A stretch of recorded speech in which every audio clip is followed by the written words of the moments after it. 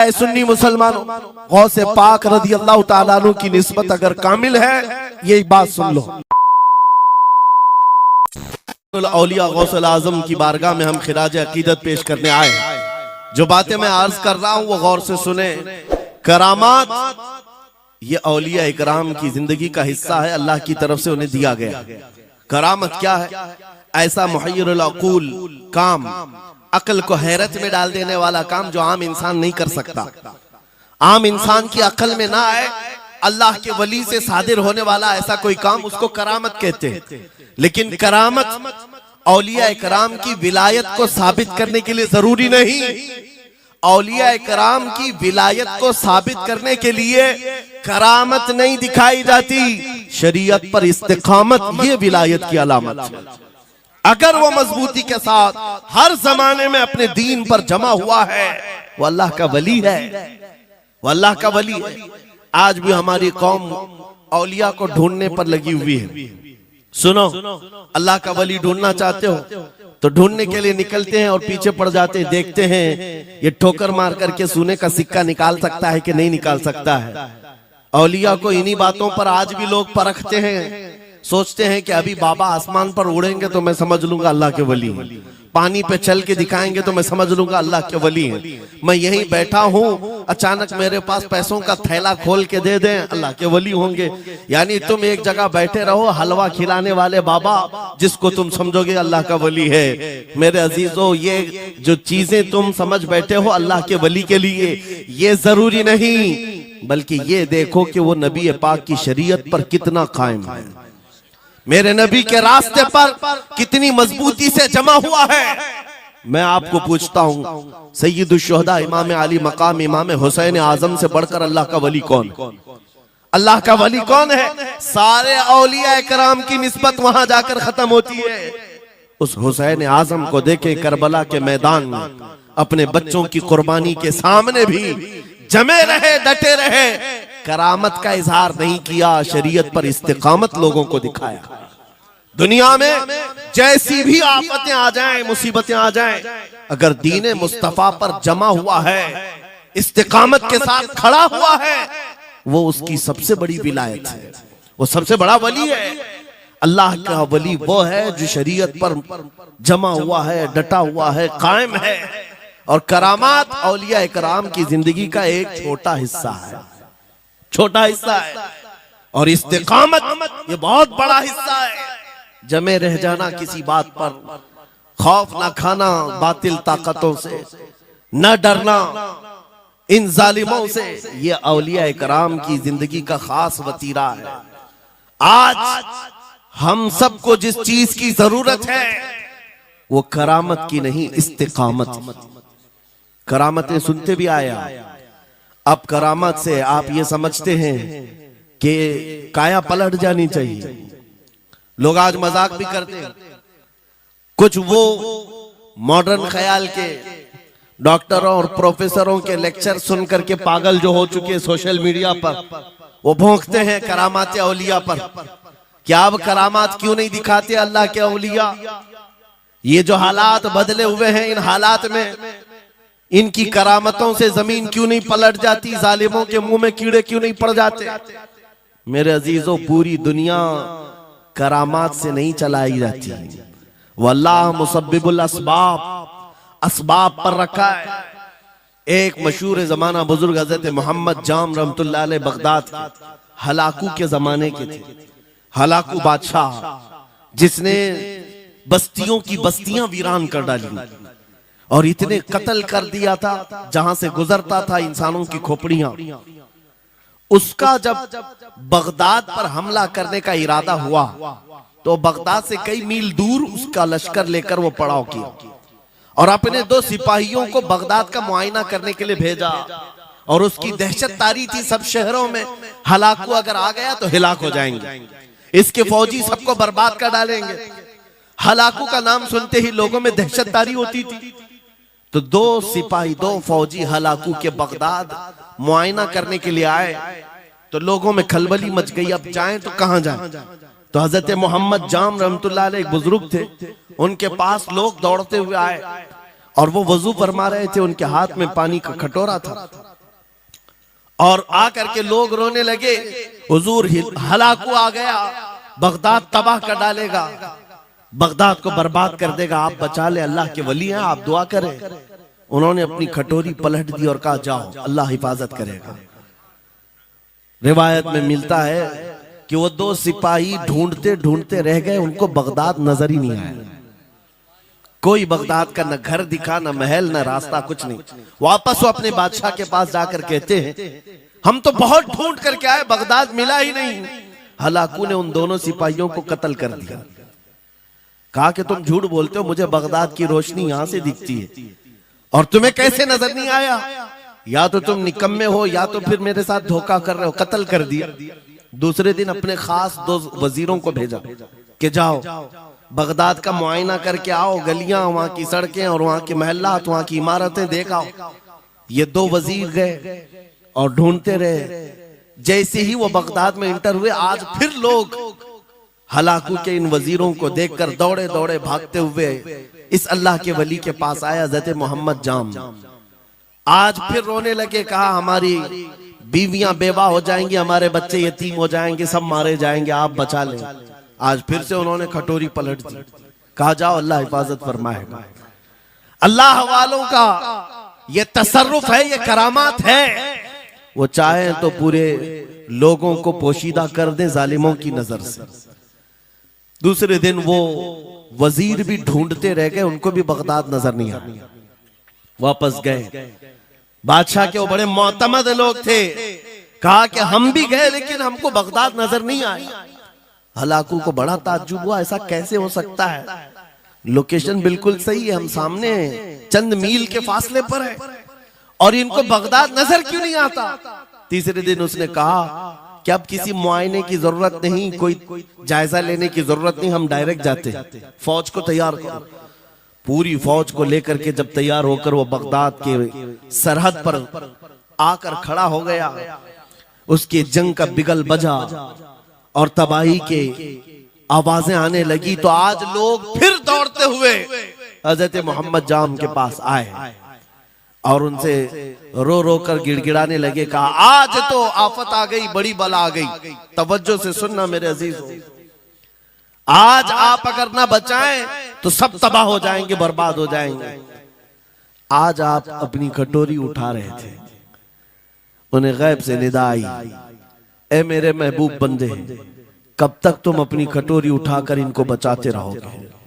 इनको मोहलत दी गई थी अपने अमाल दुरुस्त करने की, ना इन्होंने तौबा किया, ना अपने अमाल दुरुस्त किए। इनको इनके हाल पर छोड़ दो। अल्लाह के वलियों को हुक्म होता है अल्लाह का, अब इन्हें न बचाया जाए तो जाहिर सी बात है वो हुक्म इलाही के पाबंद है। उन्होंने वो कटोरी छोड़ दी। फिर हलाकू दाखिल हुआ बगदाद में और ऐसी तबाही मचाई थी कि पूरे बगदाद की सड़कों में सिर्फ खून ही खून था। तबाह बर्बाद कर दिया, ईंट से ईंट बजा डाली। इस वाक़े को मैंने पढ़ा, उसके बाद ये महसूस हुआ अल्लाह के औलिया कराम मदद जरूर करते हैं, लेकिन एक वक्त तक, जब वो वक्त आ जाए अल्लाह की तरफ से मना हो जाए कि ये कौम बड़ी सरकश है, अब इनकी मदद ना की जाए, तो फिर ये हाथ उठा लिया करते हैं और इनको हालात पर छोड़ दिया जाता है। अजीज़ान गिरामी वक़ार, औलिया कामिलीन की करामतों पर भौंकने वालों से भी मैं यही कहूंगा, वो चाहे तो पल भर में हालात हमारे बदल दें, चाहे तो जमीन को उलट पलट दें, लेकिन वो अल्लाह के हुक्म के पाबंद होते हैं। और लोगों के लिए ये बात है, नसीहत है कि जब ऐसे हालात आ जाएं, आप इधर उधर भागने की बजाय पहले अपने दिल की तरफ देखें, कहीं मेरे गुनाहों से दिल के धब्बे बढ़ तो नहीं गए, मेरा दिल सियाह तो नहीं हो गया। सच बताओ मेरे अजीजों, इतने सख्त हालात के बाद कितने लोगों को ऐसी तौफीक हुई कि रात का अंधेरा छा गया हो और तौबा करने का जज्बा बढ़ गया हो, रात के वक्त बैठ करके रोने लग गया हो। फिलिस्तीन के गज्जा के उन मुसलमानों की हालत सार को देखकर रूह अगर तड़पती है और तुम अपने अमाल की सेहत और दुरुस्तगी के लिए तौबा कर ले जाते हो, ये बहुत बड़ी नेमत है अल्लाह की। फिर तुम्हें किसी करामत के ज़हूर की जरूरत नहीं, तुम्हारा बदलना ही दुनिया के हालात को बदल देगा, सब बदल जाएगा। लेकिन अगर उन्हीं हालात पर बाकी रहे तो फिर करामत से भी तुम नहीं बदलोगे और ना हालात बदलेंगे, कोई चीज नहीं बदलेगी। इन्नल्लाह ला युगय्यिरु मा बिकौमिन हत्ता युगय्यिरु मा बिअनफुसिहिम। कुरान में मेरा मौला फरमाता है, बेशक अल्लाह ताला उस वक्त तक किसी कौम की हालत नहीं बदलता जब तक उस कौम को खुद अपनी हालत बदलने का ख्याल ना हो। हम अपनी जानिब से शुरुआत करें और फिर हालात खुद बदल जाएंगे, हालात खुद बदल जाएंगे। सरकार सैयदना गौस आजम अब्दुल कादिर जीलानी रदी अल्लाह तआला अन्हु जिस हाल में बगदाद तशरीफ लाए थे, उस जमाने को याद करें, उस जमाने को याद करें। वो ऐसा जमाना था कि उस वक्त हक बोलना एक जुर्म हो गया था। शिया नवाज खलीफा मौजूद थे, हजरत अबू बकर हजरत उमर का नाम लेने पर भी मस्जिद के दरवाजे पर कोड़े मारे जाते थे। ये वो हालात थे, उलमा की जुबानें गंग थी, बोल नहीं पाते थे, खुतबा क्या देना है वो बिल्कुल स्क्रिप्टेड, जो खलीफा वक्त चाहे बस उतना ही। आज जैसे सऊदियों के यहाँ ये रिवाज है, बादशाह की हिमायत में और बादशाह जैसा चाहे वैसी मस्जिद का मौलवी भी बोलता रहे। शरीयत क्या कह रही है, मेरे मुस्तफा करीम सल्लल्लाहु ताला अलैहि वसल्लम की तालीमात क्या कह रही है, इससे क्या सरोकार, बस उतनी बातें करो जितनी उनके बादशाह की हिमायत की। ये दौर गौसे आजम के जमाने का भी था। उस वक्त हक बोलना एक बहुत बड़ा जुर्म था, उलमा को कोड़े मारे जाते थे। आपको पता है उसी बगदाद में सिर्फ एक हक बात का ऐलान करने की वजह से इमाम अहमद बिन हम्बल को 300 कोड़े मारे गए थे। उनकी पीठ झुक गई थी, उनकी रीढ़ की हड्डी टेढ़ी हो गई थी। कोड़ा किसको कहते हैं, कोई रस्सी को नहीं, चमड़े का वो बेल्ट जिससे वो मारते थे तो जिस्म की चमड़ी लग करके आ जाती थी। 100 कोड़े में तो आदमी मर जाता था, कोई बच गया बच गया। 300 कोड़े खाए उस इमाम की बात कर रहा हूं जिसको मेरे नबी की 5 लाख हदीसें याद थी। वो इमाम अहमद बिन हम्बल इतने बड़े इमामुल हदीस कोड़े खाते थे तो किस बात पर, सिर्फ हक बात का ऐलान बरसरे पैकार करते थे, सबके सामने करते थे। उन्होंने कोई बादशाह की रू रियायत नहीं की, उन्होंने ये नहीं देखा कि ये क्या चाहते हैं, बल्कि हमेशा ये देखा कि मेरे नबी की शरीयत क्या चाहती है।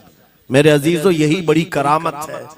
गौसे आजम की बड़ी करामतों में से करामत ये है, उस जमाने में आप बगदाद तशरीफ लाए जब हालात ऐसे थे कि हक बोलना दुश्वार था, और आप जब मस्जिद पर खड़े, मस्जिद के मिंबर पर खड़े होकर ऐलान करने लग गए, हैबत ऐसी तारी थी कि कोई आपको रोक ना सका, और आपके ये हक्कानियत की तबलीग फैलती गई। शुरू में 10 लोग, फिर 20 लोग, फिर 100-200, फिर 1000-2000। गौसे आजम ने चंद महीनों में जो खुतबात दिए, आपके खुतबात का आलम यह था कि फिर 70,000 का मजमा बराबर सुनने के लिए आया करता। और गौसे आजम का ये खुतबा एक नहीं, हजारों खुतबात हैं। जब जब आप खुतबा देते थे, एक बात याद रखें, जुबान अगर पाक हो और अल्लाह की नबी पाक की शरीयत ताहिरा बोलती हो, उस जुबान में भला का असर होता है, अल्लाह करीम की तरफ से असर डाला जाता है। हक बात अगर बुलंद आवाज से कहो, ये मत देखो कि मैं कौन हूं, ये देखो कि कलाम किसका है। अल्लाह करीम लोगों के दिलों पर बात डालता है। गौसे आजम की जुबान से निकले हुए कलमात ऐसे हुआ करते, मजमा खत्म होने से पहले पता नहीं कितनों की तो लाशें उठाई जाती थी, कितने तो वहां बेहोश हो जाते। किस बात पर? इतना असर करता दिल पर कि लोग कपड़े फाड़ लेते थे। खुतबे के अंदर, बयान के अंदर ऐसा असर होता कि लोग बैठे बैठे मदहोश हो जाते, कोई जोश हाल में कपड़े फाड़ डालते।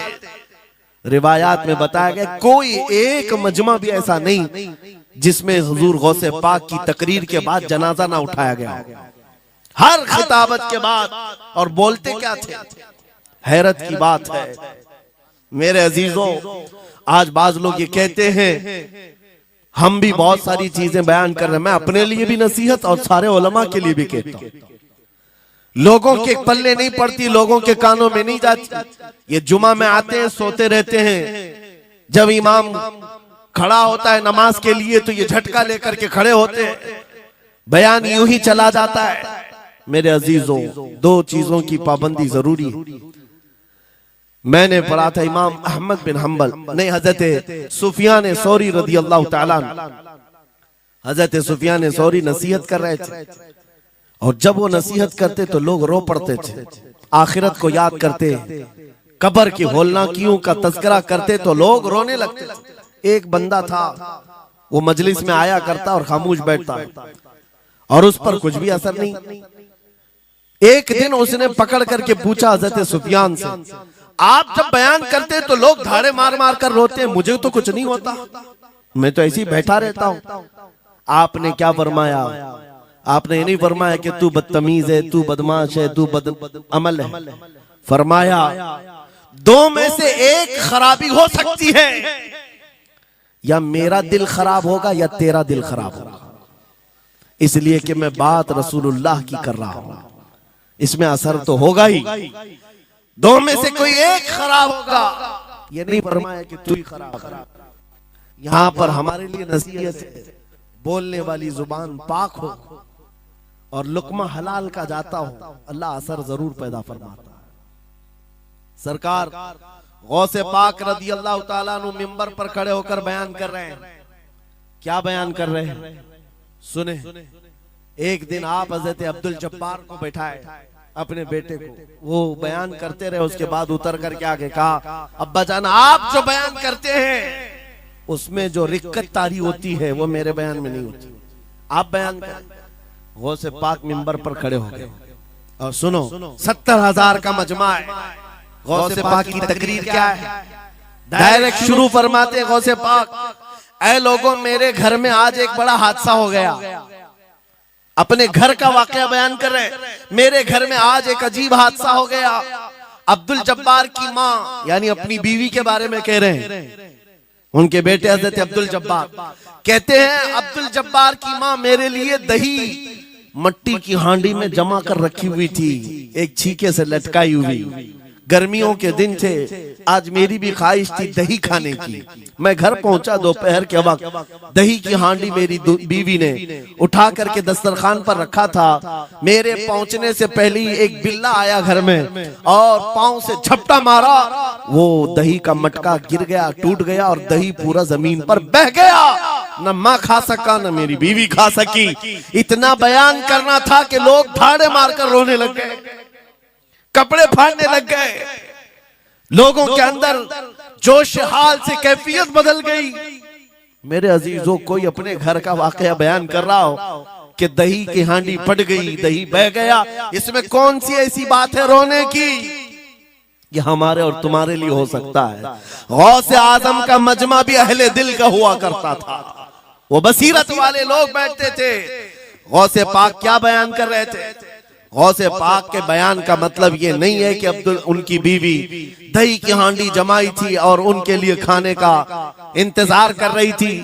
गौसे आजम अपने वाकये से दुनिया की हालत बता रहे थे, ऐ लोगों, जिस तरह मेरे घर में आज मेरे खाने से पहले दही का मटका टूट गया और दही बह गया, सबकी हालतें तकरीबन ऐसी होती हैं। इंसान अपने लिए इतना कमाता है, माल जमा करता रहता है, और जब उसके खाने का वक्त आता है, मलकुल मौत पंजा मारकर रूह निकाल लेता है और सारा माल उसका धरा का धरा रह जाता है, ना वो चख पाता है ना खा पाता है। गौसे पाक रज़ी अल्लाह ताला अन्हु ये दुनिया की हालात बता रहे थे। और मेरे अजीजों, आज भी वही हालात हैं हमारे, आज भी वही हालात हैं। हमने कमाने के लिए अपनी सेहत गंवा दी, रात नहीं देखा, दिन नहीं देखा, दौड़ते रहे माल हासिल करने के लिए, इतना जमा कर लूं, इतना जमा कर लूं, इतना जमा कर लिया, जब तक तो सेहत बिगड़ गई, शुगर भी आ गई, बीपी भी आ गई, और ऐसी बीमारियां लग गई कि अब इनको ठीक करने के लिए जितना जमा किया था खर्चा करते रहो। शेख सादी रहमतुल्लाह अलैह फरमाते हैं ये दो कामों में तो इंसान की पूरी जिंदगी खत्म होती है। पहले कमाने के लिए सेहत गंवाता है और फिर सेहत बचाने के लिए माल गंवाता है।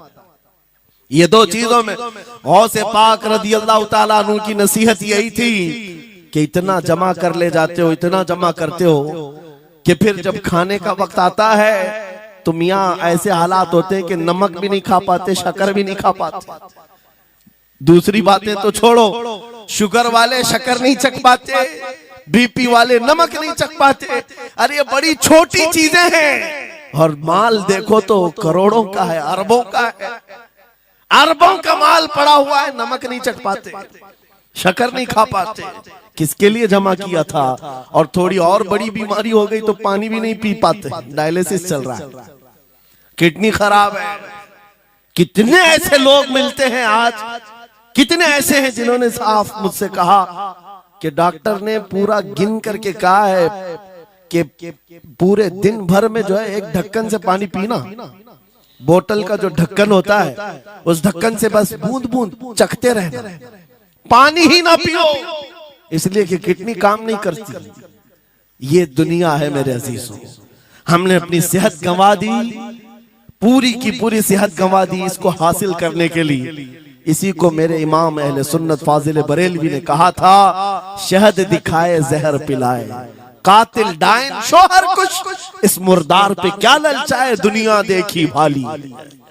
लेकिन समझ में किसी को नहीं आता, उस वक्त समझ में आने लगता है जब जाने का वक्त होता है।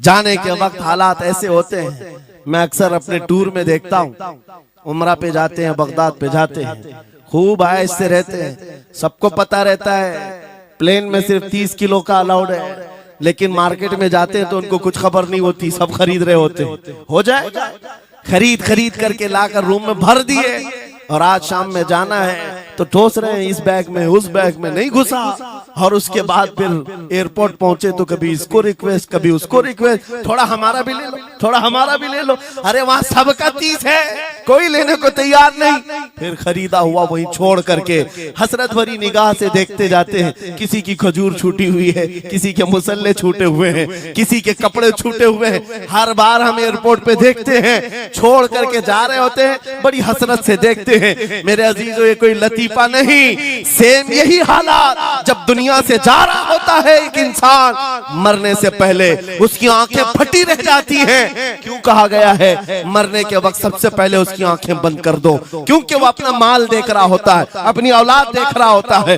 अपना घर बार देख रहा होता है। मैंने इसको बनाया था, इस तरह से कमाया था, इस तरह से इसको पाला था, ये सब देखता रह जाता है। उनमें से किसी चीज को उठा भी नहीं पाता, ले नहीं जा सकता, यहाँ तक कि ऐसी हालत होती है खुद जा भी नहीं पाता, दूसरों के कंधों पर सवार होकर जाना पड़ता है। ये दुनिया की हकीकत। गौसे पाक की तालीमात अगर पढ़ते रह जाओ मेरे अजीजों, तसव्वुफ का एक ऐसा किला है, गौसे पाक की तालीमात काफी है तुम्हें तौबा करने के लिए, दुनिया में दिल लगाने के लिए और उससे दिल हटाने के लिए। गौसे पाक की तालीमात काफी है। आपने फरमाया था दुनिया में ऐसे रहो जैसे कश्ती समंदर में चलती, कश्ती समंदर में चलती है, यानी पूरे भरे हुए मौजों के पानी पर कश्ती चल रही है, लेकिन उसका कुछ बिगड़ता नहीं है। हाँ, अगर पानी कश्ती के अंदर आ गया तो फिर कश्ती के लिए खतरा है, डूब जाएगी। तुम दुनिया में ऐसी रहो कि तुम्हारे अंदर दुनिया ना आए, तुम दुनिया में हो, तुम्हारे अंदर दुनिया ना आ जाए। अगर तुम्हारे अंदर दुनिया घुस गई तो डूब जाओगे, फिर यहां से निकल नहीं पाते। मौलाना रोम इसी की मिलती जुलती बात कहते हैं मसनवी शरीफ में। जलालुद्दीन रूमी फरमाते हैं, एक चूंटी को देखा, शहद का एक कतरा जमीन पर गिरा हुआ है, शहद का कतरा चिपकने वाला होता है, यानी उसके अंदर गम होता है। चूंटी करीब से आई, एक चुस्की ली, शहद को चखा और जाने लगी। फिर आई, पेट कहां भरता है चूंटी का मीठे से। अरे शहद तो पानी में भी रखो ऊपर से आके गिरती है, और शहद खाना है उसको। और दूसरी तरफ से आई, फिर गई, पेट नहीं भरा, चारों तरफ से उस कतरे को चाट चाट के गई। मौलाना रोम फरमाते हैं फिर चूंटी के दिल में ख्याल आया, मैंने हर तरफ से तो शहद को चक्कर देखा, टेस्ट एक ही है, बीच कतरे में कैसा टेस्ट होगा, कतरे के बीचों बीच शायद अलग टेस्ट होता है। तो चूंटी ये सोच करके कतरे के ऊपर चढ़ गई, जो शहद का कतरा था उसके ऊपर चढ़ गई। कहा ऊपर चढ़ करके मैं चुस्की लूंगी इसकी और चखूंगी। और जब चढ़ गई तो उसके सारे पैर हाथ उस पे चिपक गए।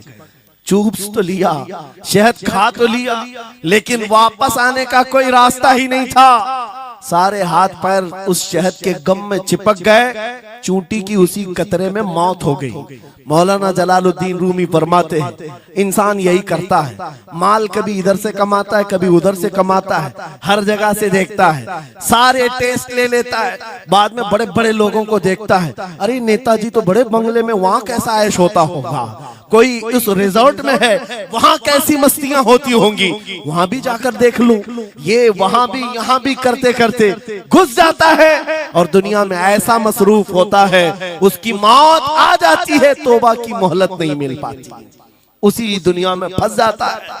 मेरे अजीजों, गौसे आजम की तालीमात ये हैं, दुनिया में ऐसे रहो जैसे कश्ती समंदर में रहती है, तुम्हारे अंदर पानी ना आने पाए, अगर तुम्हारे अंदर आ गया तो डूब जाओगे। इन तालीमात पर अमल करते हुए आज हम हालात देख सकते हैं, जितनी चीजें उन्हें हमें बिगाड़ा है आज, वो दुनिया की मोहब्बत है, वो दुनिया की मोहब्बत है। मेरे आका सल्लल्लाहु अलैहि वसल्लम का एक फरमान मैं सुनाता हूँ, अबू दाऊद शरीफ की हदीस है, वो आज के जमाने में अगर मैं आपके सामने बयान करूं तो ऐसा लगे हमारे लिए ही बयान हुआ है। रसूल करीम सल्लल्लाहु अलैहि वसल्लम फरमाते हैं यूशकु अन तदाअ अलैकुमुल उमम कमा तदाअल अकिलतु इला कुसअतिहा, करीब एक जमाना तुम पर आएगा, तुम देखोगे कि सारी जमातें मेरी उम्मत पर टूट पड़ेंगी, ऐसे टूट पड़ेंगी जैसे भूखा बर्तन पे झपटता है, भूखा आदमी जैसे बर्तन पे झपटता है, ऐसे मेरी उम्मत पर सारी कौमें झपट पड़ेंगी। आज वही तो हालात है, आज वही हालात है, सबका टारगेट हम ही है, सबका निशान हम है।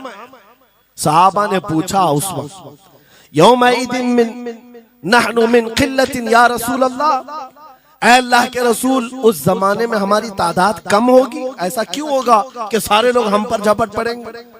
नबी पाक फरमाते हैं वलाकिन्नकुम कसीरून, नहीं तुम तो बहुत ज्यादा होंगे उस वक्त, गोसाअन का गोसा इस्साइल, लेकिन तुम्हारी हालत समंदर के झाग की तरह होगी, यानी समंदर का कफ झाग जो होता है हवाओं से उड़ जाता है, तुम्हारी हालत ऐसी होगी।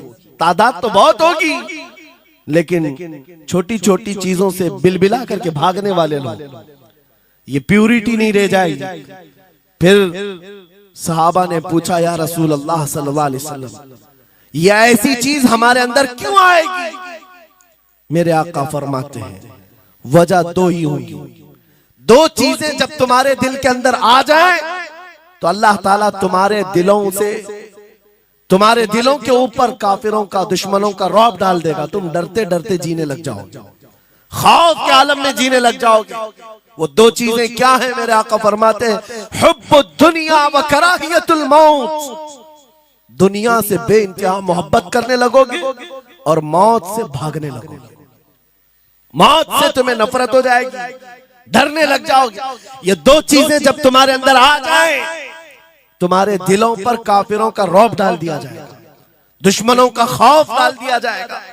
क्या ये दो चीजें आज हमारे अंदर आ गई है? नौजवान दुनिया में ऐसे मस्त हो गए, हर एक को अपनी मसलहत है, मेरी दुकान कैसे चलेगी, मेरा बिजनेस कैसे चलेगा। मौलाना तो तकरीर करते हैं, ये बोलते हैं इनको कुछ हो गया, हमारे बच्चों का क्या होगा। ये सारी मसलहतों की बातें मैं सुन सुन करके पक गया हूं।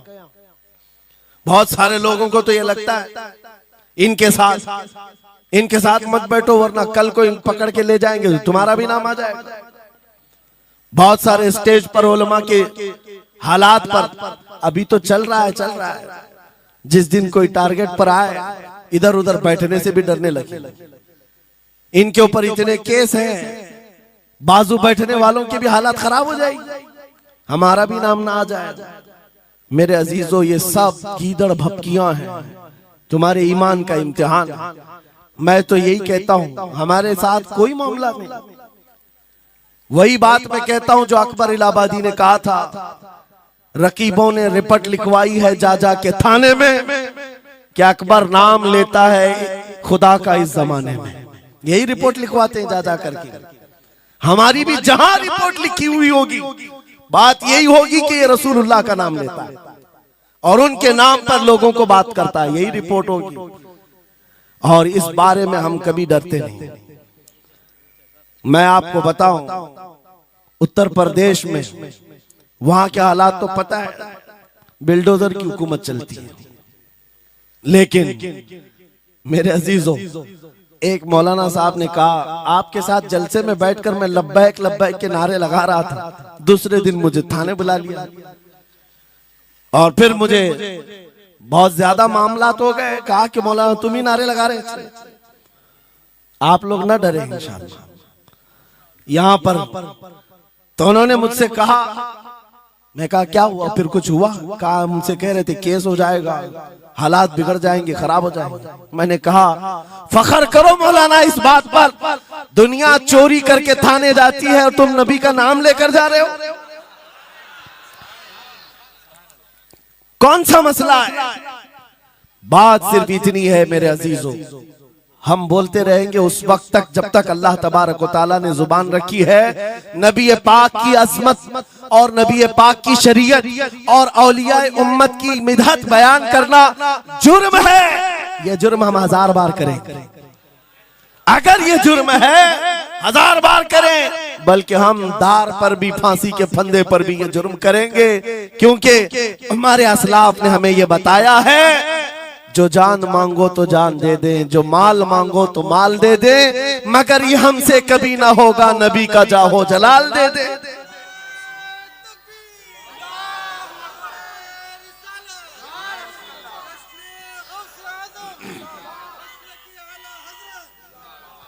खामखा बेचारे हमारे रिश्तेदारों को डरा करके रखे लोग, पुलिस वाले हजरात को कुछ लोग रिपोर्ट लिखवा कर डरा करके रखे हुए। मैं आपको बता रहा हूं, एक साल में तकरीबन 170 के करीब जलसे करके आए। किसी एक जगह की भी रिपोर्ट निकाल करके बताओ कि हमने कहीं फसाद करवाया, हमने कहीं पर लोगों में माहौल बिगाड़ा हो, या पब्लिक भड़क करके एक दूसरे के जंग करने पर आई हो, कहीं नहीं। अगर कौम को, सोई हुई कौम को बेदार करना तुम्हारे नजदीक भड़काना है, तो ये भड़काना तो बहुत अच्छा है मेरे अजीजों। हमारा काम सिर्फ इतना है, हम उन नौजवानों से बात कर रहे हैं जो अपने नबी के फिदाई हैं, जो अपने नबी के आशिक हैं, और हम सिर्फ उस लौ को और बढ़ाना चाहते हैं जो इनके सीनों में जल रही है। इनके सीनों में किसी और की नहीं, मेरे मुस्तफा के मोहब्बत की शमा है। अगर वो मध्यम है, हम उसको तेज करना चाहते हैं। बस मेरे नौजवान से मेरा मुतालबा सिर्फ इतना ही है, किसी की जय विजय क्यों पुकारे, क्या गरज हमको, हमें काफी है सैयद अपना नारा या रसूल अल्लाह, हमें काफी है सैयद अपना नारा।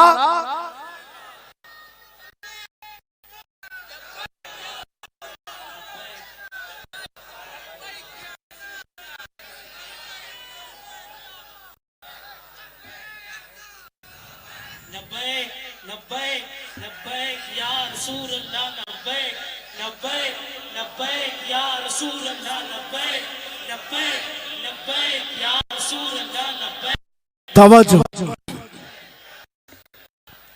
मुझे बताओ, मैं तो दूसरे वाकयात बयान कर रहा हूं।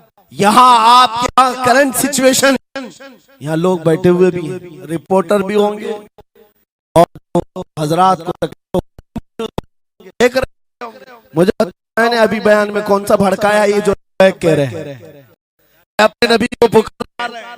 मेरे अजीजों, तुम्हारे इन नारों से असल बात ये है, दुनिया को ये लगने लगा है ये जिसके गुलाम है उसके पूरे होने लग गए, तो फिर अच्छे अच्छों की कुर्सियां हिलने लग सकती हैं। इसलिए कि इस कौम की तारीख सबको पता है, ये वो कौम है, टल न सकते थे जंग में अगर अड़ जाते थे, पांव शेरों के भी मैदान से उखड़ जाते थे। हक से सरकश हुआ कोई तो बिगड़ जाते थे, अरे देख क्या चीज हम तोप से भी लड़ जाते थे। ये हमारी तारीख है, दुनिया को पता है, दश्तो दश्त है, दरिया भी न छोड़े हमने, बहरे जुल्मात में दौड़ा दिए घोड़े हमने। इकबाल ने कहा है थमता न था किसी से सैले रवा हमारा, कुछ बात तो है कि मिटती नहीं हस्ती हमारी। सदियों रहा है दुश्मन दौरे ज़मा हमारा, बातिल से डरने वाले आसमां नहीं है हम, 100 बार कर चुका है तू इम्तिहान हमारा। इसी बात को लेकर के मोड़ के बिगाड़ करके पैदा किया जाता है। हालात खराब हो जाएंगे आपके बयान का, हालात खराब नहीं होंगे। ईमान अगर मजबूत हो जाता है तो हालात खराब कभी नहीं होते, हालात खराब नहीं होते। आज ऐ सुन्नी मुसलमानों, गौसे पाक रज़ी अल्लाह ताला अन्हु की निस्बत अगर कामिल है, यही बात सुन लो। वक्त खत्म होने को आ गया, मैं अपने वक्त पर समेट लूंगा। आप मिंबर पर खुतबा दे रहे हैं, उलमा भी तवज्जो करेंगे, क्योंकि ये भी मिंबर पर खुतबा देने के लिए खड़े होते हैं और जुमा में मस्जिद पर माइक लेकर के बयान करते हैं आधा घंटा पौना घंटा। अब तो हालात ऐसी आएंगे इनके साथ। अब तक तो ट्रस्टियों की चिट्ठियां आती थी, सदर सेक्रेटरी बोलता था मौलाना ये नहीं बोलना वो नहीं बोलना। अभी इसके बाद और आगे से भी आएंगी और चिट्ठियां आएंगी कि मौलाना अभी आपको क्या बोलना है इस जुम्मा में। ये डरे भटके हुए लोग जो उलमा की गर्दनों पर राज करते हैं, उनसे भी मैं कहता हूँ खोल दो, आजाद कर दो उन जुबानों को जो मेरे मुस्तफा की हैं, जो नबी पाक सल्लल्लाहु अलैहि वसल्लम की हैं। इनकी जुबानों पर ताले न लगाओ। या उलमा तुम्हारे दीन के मुहाफिज हैं, तुम्हारी नस्लों की शरीयत के मुहाफिज हैं। आज इनकी जुबानों को बंद करोगे, कल तुम्हारे बच्चे नबी का नाम लेने से घबराने लग जाएंगे, डरने लग जाएंगे। उलमा के गलों में और इनकी गर्दनों में रस्सियां न डालो। ये तो उन जालिम ट्रस्टियों से कहता हूँ, बाकी उलमा से कहता हूँ अगर हालात ऐसे आ गए ठोकर मार दो इनकी नौकरियों को। एक दरवाजा अगर ये बंद करते हैं, मेरा मौला 70 दरवाजे और खोलेगा।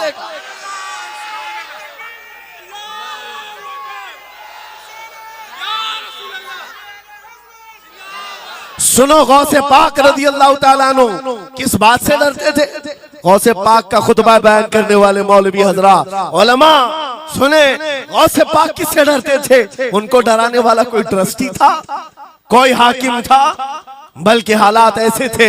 एक बार खिताब कर रहे हैं मजमे में, बहुत बड़ा मजमा है, खिताब के बीच दरमियान अभी वाज हो रहा है, एक काला सांप गिर गया आपके कंधे पर। सांप गिर गया और गिरा ही नहीं, गिर करके फिर वो आपके गले के अंदर से दाखिल हो गया, आस्तीन में आया, आस्तीन में आया और फिर इधर आया। वो लौट लौट करता रहा। लोग जो मजमे में बैठे थे उन पर हैबत तारी थी, वहशत तारी थी। कोई जगह छोड़कर इधर उधर हो रहा है, लेकिन गौसे पाक का कदम डगमगाया नहीं, ना जिस्म के अंदर कोई हरकत हुई। आपका बयान कंटिन्यू जारी रहा, उसी तरह जारी रहा। वो सांप कभी आपके सामने आया, कभी इधर आया और घूम फिर करके वापस चला गया। बयान आपका मुकम्मल हुआ। लोग खड़े हुए पूछते रहे, या सुल्तान अल औलिया सय्यदी शेख अब्दुल कादिर जिलानी, आपके साथ ये जो माजरा हुआ, ये सांप इतना खतरनाक था, देख करके हैबत तारी थी और आप अपना बयान कंटिन्यू जारी रखे हुए थे, ये क्या माजरा है? गौसे पाक फरमाते हैं वो सांप तो मुझसे कह रहा था, ऐ अब्दुल कादिर, तुझसे पहले 70 औलिया को भी मैंने ऐसे ही आजमाया है, 70 उलमा को मैंने ऐसे ही आजमाया है और आजमा कर चला गया। गौसे पाक क्या फरमाते सुनो, ऐ लोगों, तुम मुझसे पूछ रहे उससे डरता था या नहीं डरता था? बात सिर्फ इतनी है, मैं उस कादिर का बंदा अब्दुल कादिर हूं, उस कादिर का बंदा अब्दुल कादिर हूं। मेरे उसकी कुदरत पर ऐसा यकीन है, अगर मौला ने मेरी मौत लिखी है तो ये काले सांप से क्या, चूंटी से भी हो सकती है। और अगर मौत नहीं लिखी, इस तरह के 1000 सांप मेरे गले में आए, मेरी मौत नहीं आ सकती। मेरा उसकी कुदरत पर यकीन कामिल है, इसलिए मैं उसका बयान कंटिन्यू रखा, जारी रखा। आज मैं यही कहता हूँ, ऐ सुन्नी मुसलमानों और इन उलमा से भी, अगर हमारी मौत लिखी है, छोटे से हादसे से भी हो सकती है, और अगर नहीं है तो वक्त का प्राइम मिनिस्टर भी तुम्हारी गर्दन पर पैर रखे, मौत नहीं आ सकती, क्योंकि कादिर मुतलक मेरा रब्बुल आलमीन है। वक्त का बादशाह भी तुम्हारी गर्दन पर तलवार रखे नहीं आ सकती। आपको पता है चंगेज की तारीख? चंगेज एक जालिम बादशाह गुजरा, बहुत बड़ा जालिम, जिसके सर पर 50 लाख लोगों के कत्ल का इल्जाम है। 50 लाख इंसानों का कत्ल मामूली है? उस जमाने का चंगेज, और वो मुल्क के मुल्क फतह करते हुए निकला था। एक जमाना ऐसा था मेरे अजीज, घोड़े पर बैठा हुआ चंगेज कुछ लोगों को, मुसलमानों को गिरफ्तार करके मैदान में खड़ा किया है और जल्लाद को बुलाया कि एक साथ सबकी गर्दनें उड़ाने लग जाओ। वो कितने लोग थे? 3 सफों में खड़ा किए हुए थे लोगों को जिनका कत्ल होना था। लाइन से खड़े हुए हैं, सब अपनी अपनी बारी का इंतजार कर रहे हैं। जल्लाद तलवार लेकर आया और जब पहली सफ वालों को कत्ल करने लगा, वो गर्दनें उड़ा रहा था। एक बूढ़े मियाँ पहली सफ में खड़े थे, वो जल्दी से दूसरी सफ में चले, पीछे वाली सफ में गए। बादशाह चंगेज घोड़े पर बैठा हुआ खिलौने से खेल रहा है और ये मंजर भी देख रहा है और हंस रहा है। बूढ़ा यहाँ से उधर चला गया, पहली सफ का काम तमाम, पूरे कत्ल हो गए। दूसरी सफ में जब कत्ल का ऑर्डर आया तो जल्लाद फिर गर्दनें उड़ाने लगा। दूसरी सफ, दूसरी लाइन को कत्ल करने लगा जल्लाद। ये बूढ़े बाबा जो है तीसरी सफ में चले, पीछे और एक सफ थी, यहां से बचकर तीसरे में चले गए। दूसरी सफ भी उड़ गई। उसके बाद बादशाह चंगेज कहा मार करके कहने लगा, बाबा जी अब तो इसके पीछे कोई सफ नहीं, ये तीसरी थी, अब कहां जाओगे? बूढ़े मियां ने सर झुकाकर कहा, अब भी मेरा अल्लाह है। ये यकीन होता है जहां तक बचना है बच लेंगे, और जब नहीं है, बाबा जी ने कहा अब भी अल्लाह है, हो सकता है। उस चंगेज ने कहा कि उड़ाओ अब इनकी गर्दनें। अभी जल्लाद तीसरी सफ को उड़ाने ही जा रहा था, अचानक चंगेज के हाथ से वो खिलौना नीचे गिरा जो खेल रहा था बैठ करके घोड़े पर। जैसे ही वो खिलौना उठाने के लिए नीचे की तरफ आया, उसका पैर जीन से निकल गया और घोड़ा अचानक बिदक गया, सरकश हो गया और घोड़ा सर पर दौड़ने लगा। और ये एक पैर इसका जीन में फंसा हुआ है और सर नीचे जमीन पर है। अब घोड़ा दौड़ता गया, पता नहीं कितने पत्थरों से इस बादशाह का सर टकराता रहा। घोड़ा किसी के काबू में नहीं आ रहा। सारे सिपाही, सारे फौजी इस घोड़े को पकड़ने के लिए पीछे भाग रहे, लेकिन घोड़ा दौड़ता गया, इतना दौड़ा कि उस चंगेज का सर फट करके भेजा बाहर, मर गया। बहुत दूर जाकर के घोड़ा एक जगह रुका। बादशाह की मौत का ऐलान इतना बड़ा था, सारे सिपाही, सारे फौज बादशाह को लेने के लिए हाजिर आए। मियां पूरी सल्तनत तहबतह हो गई, हुकूमत बदल गई, सब खत्म हो गया। और जो कैदी थे वो आजाद होकर जाने लगे। वो बूढ़े मियां कहते हैं बाकी लोगों से, क्या मैं नहीं कहता था अल्लाह अब भी हमारे साथ है? मेरे अजीजों, एक बात याद रखो, हमारे लिए दुनिया द एंड नहीं कर सकती जब तक मेरा मौला ना चाहे, अल्लाह ना चाहे।